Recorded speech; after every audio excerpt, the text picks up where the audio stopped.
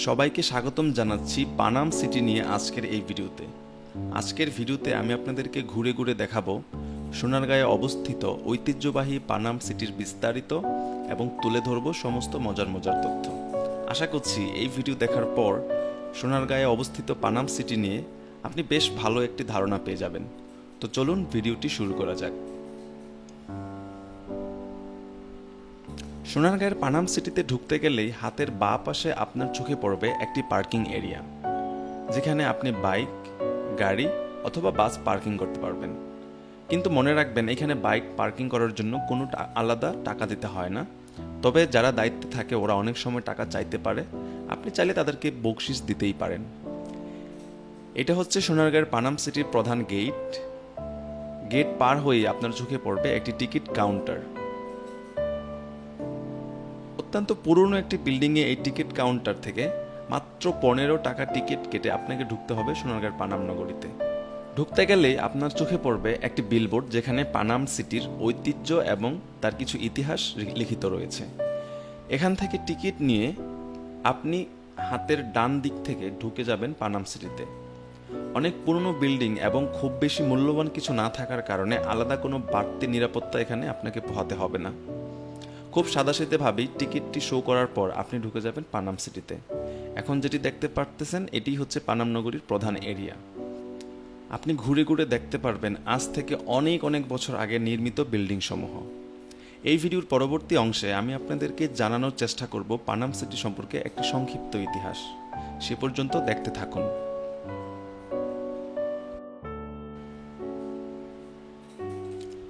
পানাম সিটিতে ঢুকতে গেলেই হাতের বাঁ পাশে আপনি যে বিলবোর্ডটি দেখতে পাবেন, সেখানে পানাম সিটি সম্পর্কে একটি সংক্ষিপ্ত ইতিহাস রয়েছে।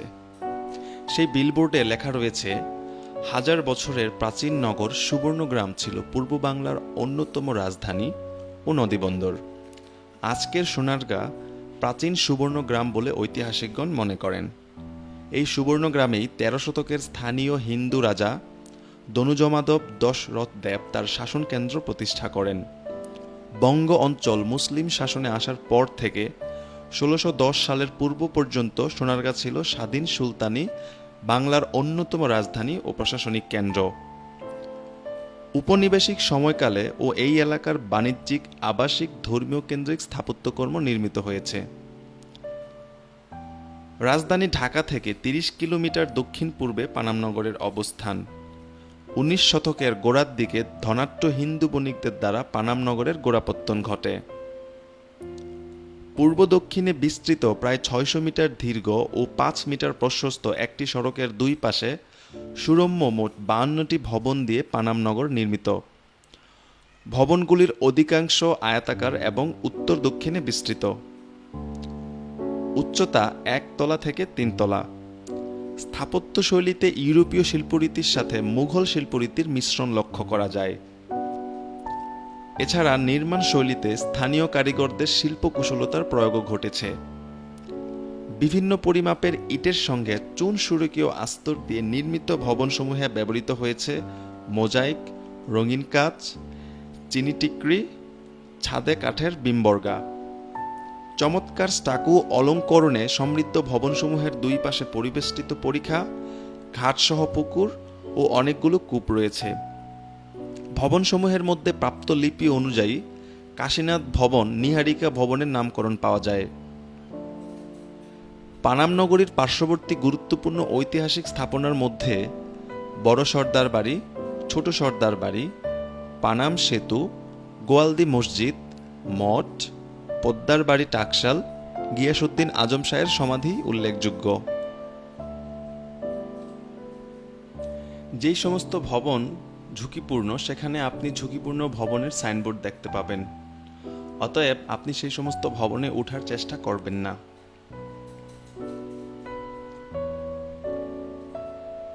আপনি চাইলে আপনার যত ইচ্ছে তত ছবি তুলে নিতে পারেন, কারণ খুব সচরাচর একসাথে এতগুলি পুরনো ঐতিহ্য সমৃদ্ধ বিল্ডিং দেখতে পাওয়া যায়।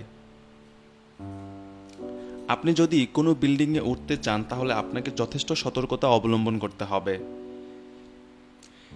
কিছু কিছু বিল্ডিংয়ে আপনি এই বিল্ডিংটি কত সনে নির্মিত হয়েছিল সেটি দেখতে পাবেন। কিছু কিছু জায়গায় আপনি পুরনো কিছু তথ্য পেতে পারেন। এই বিল্ডিংগুলি দেখলে আপনি খুব সহজেই আঁচ করতে পারবেন এত বছর আগেও কত সুন্দর নির্মাণ শৈলী দিয়ে নির্মাণ করা হয়েছিল এই বিল্ডিংগুলি। জেনে রাখা ভালো, প্রত্যেকটি বিল্ডিংয়েই আপনি নাম্বার দেখতে পাবেন। আপনি যদি ক্লান্ত অনুভব করেন তাহলে আপনি খুব সহজেই পাশে থাকা দোকানদারদের থেকে ফল, ডাব কিংবা আপনার প্রয়োজনীয় জিনিসপত্র কিনে নিতে পারেন। আপনি যদি ছুটির দিন এবং শুক্রবার যান তাহলে প্রচুর দর্শনার্থী এখানে দেখতে পাবেন। দেশের বিভিন্ন প্রান্ত থেকে এই নির্মাণ শৈলী দেখার জন্য ছুটে আসে অসংখ্য অগণিত দর্শক। পানাম সিটির ঠিক মাঝ বরাবর আপনি চাইলে লেবুর শরবত কিনে খেতে পারেন। আপনি চাইলে আপনার পরিবারের জন্য কিছু জিনিসপত্র কেনাকাটা করতে পারেন। পানাম সিটিতে ঘোরার জন্য সর্বোত্তম সময় হচ্ছে বিকেলবেলা। যদি আপনি দুপুর সময় পানাম সিটিতে ঢুকেন তাহলে আপনাকে খুব রোদ সহ্য করতে হবে। কিছুক্ষণ পরপর ঝালমুড়ি, আমড়া, বিভিন্ন আচার, লেবুর শরবত, চা, ওজন মাপার যন্ত্র এবং বিভিন্ন কিছু দেখতে পাবেন। ছাগল কিংবা গরুকে ঘাস খেতে দেখলেও অবাক হওয়ার কিছু নেই। পর্যাপ্ত নিরাপত্তার অভাবে এখানে বাহিরের প্রাণীসমূহ বিচরণ করতেই পারে। আপনি চাইলে পানাম নগরীর থেকে একটু ভিতরে ঢুকে বিল্ডিং সমূহ আরো ভালো করে দেখার অভিজ্ঞতা নিতে পারেন। আপনি জেনে থাকবেন এই পানাম সিটিতে অসংখ্য অসংখ্য ছবির শুটিং করা হয়েছে অনেক নাটক এবং মিউজিক ভিডিও।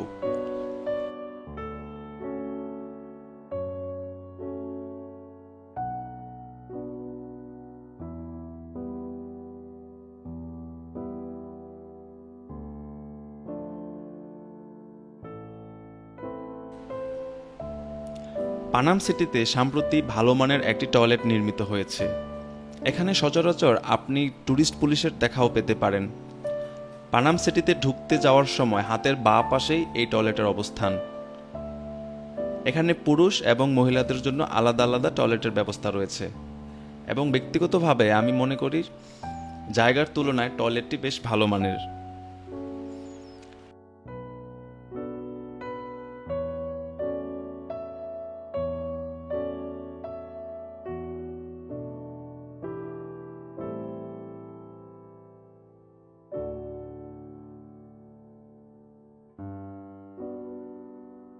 পানাম সিটির পিছনের রাস্তা।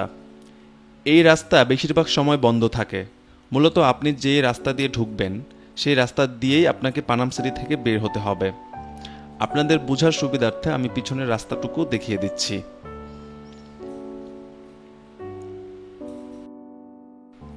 আমার বাস্তব অভিজ্ঞতা থেকে আমি আপনাদেরকে এতটুকু তথ্য দিতে পারি, পানাম সিটিতে আপনি যদি এর চেয়ে বেশি কিছু আশা করেন তাহলে আপনার জন্য সেটা বোকামি হবে। কারণ এইখানে বিল্ডিং ছাড়া দেখার মতো আর কিছুই নেই। আপনি চাইলে কিছু ভালো সময় কাটাতে পারেন এইখানে এসে। ভিতরে তেমন কোনো বেশি বড় রেস্টুরেন্ট কিংবা খাওয়ার কোনো আলাদা জায়গা নেই। আপনি শুধুমাত্র একটি ছোট্ট কনফেকশনারি দোকান পাবেন যেখান থেকে আপনি কিছু পেপসি অথবা আইসক্রিম কিনে খেতে পারেন। আশা করছি আজকের ভিডিওটি থেকে আপনি বেশ ভালো তথ্য পেয়েছেন। ভালো লাগলে ভিডিওতে লাইক দিন এবং আপনার মতামত জানাতে পারেন।